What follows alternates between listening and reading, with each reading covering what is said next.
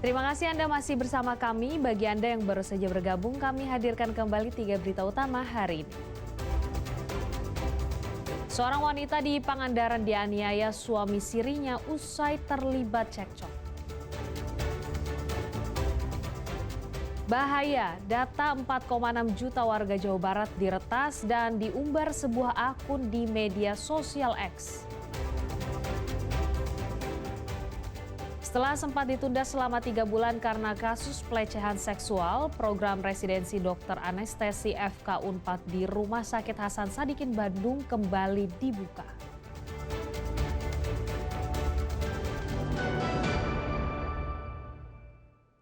Satgas Pangan Kabupaten Garut menemukan gula kemasan 1 kg yang beredar di swalayan ternyata kurang bobot timbangannya. Petugas langsung menarik gula kemasan tersebut dari pasaran. Satgas Pangan yang terdiri dari petugas Polres Garut, Dinas Perindustrian Perdagangan, dan Dinas Ketahanan Pangan menemukan gula kemasan 1 kg kurang timbangan di salah satu pasar swalayan. Hasil uji terametrologi dari sampel yang diperiksa petugas, kekurangan timbangan gula kemasan ini mencapai 10 hingga 30 gram dari kemasan 1 kg. Kekurangan berat yang mencapai 1 hingga 3% dinilai tidak wajar karena gula kemasan harusnya tepat berat tera karena dibungkus kedap udara. Berdasarkan temuan ini, Satgas Pangan kemudian memerintahkan agar 2 merek gula kemasan tersebut tidak dijual ke konsumen.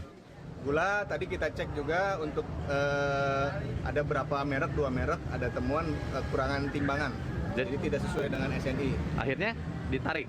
Tadi kita perintahkan untuk ditarik sementara untuk dilakukan penyelidikan. Kalau yang gula ini Pak, kekurangannya berapa kilo Pak? Dari berapa kilo ke? Tadi sesuai hasil tera yang sudah diverifikasi metrologi, ada kekurangan sekitar 30 gram untuk 1 kilo. Jadi tidak wajar ya? Ya, jadi memang diduga kemungkinan ada tidak sesuai standar SNI. Selain ditarik dari pasaran, petugas juga menyita barang bukti gula kemasan yang kurang timbangan. Bukan hanya gula, Satgas Pangan Polres Garut juga memeriksa beras setelah maraknya isu beras oplosan. Eko Setiabudi melaporkan dari Garut. Data pribadi milik jutaan warga Jawa Barat diduga diretas dan informasi ini disebar melalui sebuah akun media sosial X. Pemprov tengah berkoordinasi dengan tim Cybercrime Polda Jabar untuk melacak kebocoran data kependudukan warga Jabar tersebut.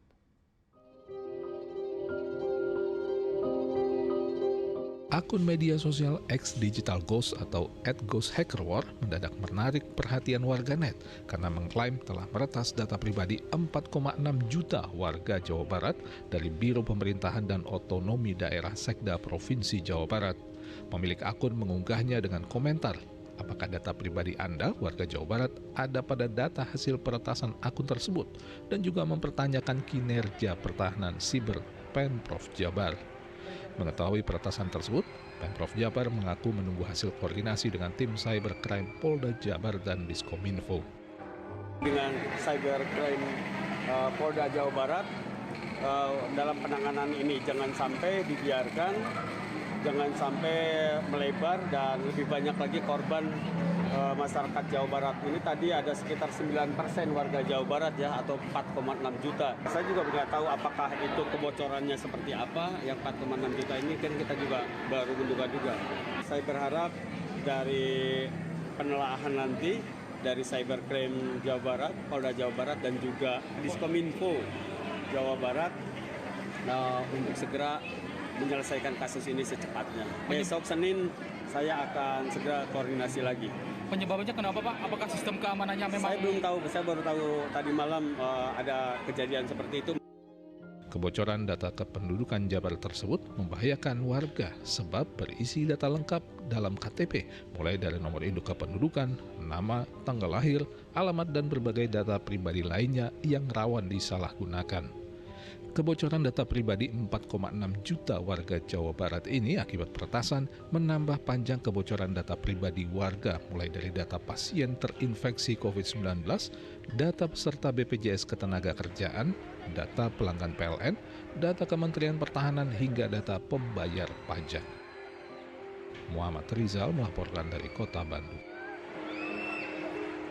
3 bulan vakum akibat peristiwa pelecehan seksual oleh seorang dokter residen anestesi terhadap keluarga pasien di RSHS Bandung. Program residensi pendidikan dokter spesialis anestesi Unpad di RSHS Bandung dibuka kembali. Kementerian Kesehatan, Universitas Padjadjaran, dan manajemen RSHS telah menyempurnakan sistem untuk mencegah kejadian serupa terulang di masa depan.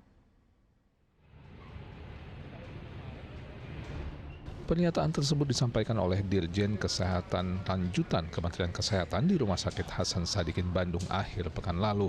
Kementerian Kesehatan bekerja sama dengan Kementerian Saintek, Fakultas Kedokteran Universitas Padjadjaran, dan manajemen Rumah Sakit Hasan Sadikin Bandung telah berkolaborasi melakukan perbaikan standar prosedur operasional, manajemen penerimaan, hingga sistem penilaian program residensi pendidikan dokter spesialis anestesi di Rumah Sakit Hasan Sadikin Bandung. Dinyatakan bahwa Rumah Sakit Hasan Sadikin dan FK Unpad sudah memenuhi semua kewajibannya sehingga proses residensi prodi anestesi dapat dimulai kembali. Jadi ada mulai perbaikan manajemen, ya, perbaikan tata SOP, sistem penerimaan, ya sampai dengan penilaian-penilaian, ya itu semua kita perbaiki. Ya, jadi ada yang menjadi ranahnya FK Unpad, ada yang menjadi ranahnya kami, ya. Seperti jam kerja dan sebagainya, kontrak kinerja dan sebagainya. Universitas Padjadjaran dan Rumah Sakit Hasan Sadikin menyatakan perbaikan sistemik dilakukan agar kejadian pelecehan seksual yang melibatkan dokter residen tidak terulang lagi di masa yang akan datang. Ada 11 PR ya yang sudah kita lakukan dari Unpad, kemudian 17 yang kita lakukan bersama, dan nanti masih ada lagi 2 yang sedang kami lakukan. Pastinya kami di internal Unpad membenahi banyak hal gitu ya, dan semoga kejadian yang seperti kemarin tidak terulang kembali, dan kedepannya justru pendidikan kedokteran itu jauh lebih baik. Kami dari Rumah Sakit Hasan Sadikin sudah siap memberikan lagi para adik yang belajar anestesi. Insya Allah kami sudah memberikan atau membuat perbaikan sehingga kami bisa menghasilkan baik Unpad dan sedikit adalah dokter-dokter anestesi yang handal. Tidak hanya itu, pihak Fakultas Kedokteran Universitas Padjadjaran juga telah melakukan sosialisasi terkait pencegahan aksi perundungan di lingkungan pendidikan kedokteran Unpad. Muhammad Rizal melaporkan dari Kota Bandung. Kejaksaan Negeri Cianjur menetapkan dan menahan 2 orang tersangka kasus dugaan korupsi bantuan hibah penerangan jalan umum dari Provinsi Jawa Barat. Potensi kerugian negara dalam proyek ini mencapai hampir 8,5 miliar rupiah.